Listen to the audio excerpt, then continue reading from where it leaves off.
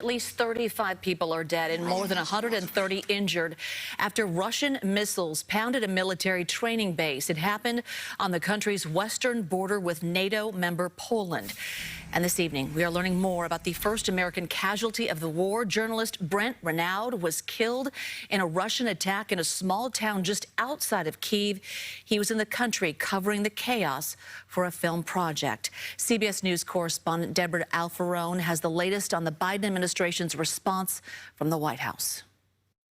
More than 30 Russian cruise missiles targeted a military training facility in western Ukraine about 10 miles from Poland's border. The sprawling base has been used by the U.S. and NATO for training exercises. The deadly airstrikes came after Russia threatened to target foreign weapon shipments. On Face the Nation, National Security Advisor Jake Sullivan was asked whether any potential Russian strike into Polish territory or airspace would also be an attack on NATO. If there is a military attack on NATO territory, it would cause the invocation of Article 5, and we would bring the full force of the NATO alliance to bear in responding to it. On Friday, President Biden repeated his position that U.S. troops would not engage with Russian forces. We will not fight a war against Russia in Ukraine.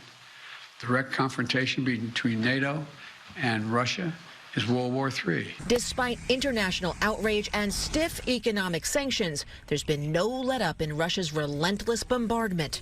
Thousands have been killed and millions of Ukrainians forced from their homes. When they bomb hospitals, maternity houses, schools, when they kill civilians passing by trying to be evacuated from the war zone, that of course indicates that they are trying to break us down and to destroy us. As Russian forces close in on the capital of Kyiv, Ukrainian President Volodymyr Zelensky visited wounded troops at a hospital there. Zelensky says Russia is even blocking priests bringing humanitarian aid to Ukrainian cities. Debra Alfarone, CBS News, the White House. New CBS polling finds that Americans are united in their opposition to the Russian invasion of Ukraine. The poll found broad support for U.S. sanctions, even if it costs us more for things like gas. KPIX5 reporter Devin Fehely has a look at the numbers. One of the reasons that the Russians are running over the Ukraine, because they can. For the moment, Ed Burson is not alone. The deadly and destructive war in Ukraine has provided a rare unifying moment in American life. A new CBS poll found 77% of Americans support sanctions on Russian oil and gas imports, and support for the measures only wavers slightly in the face of rising gas prices, dipping to 63%. We have to stand together. And yes, it's going to cost us more. And you know what?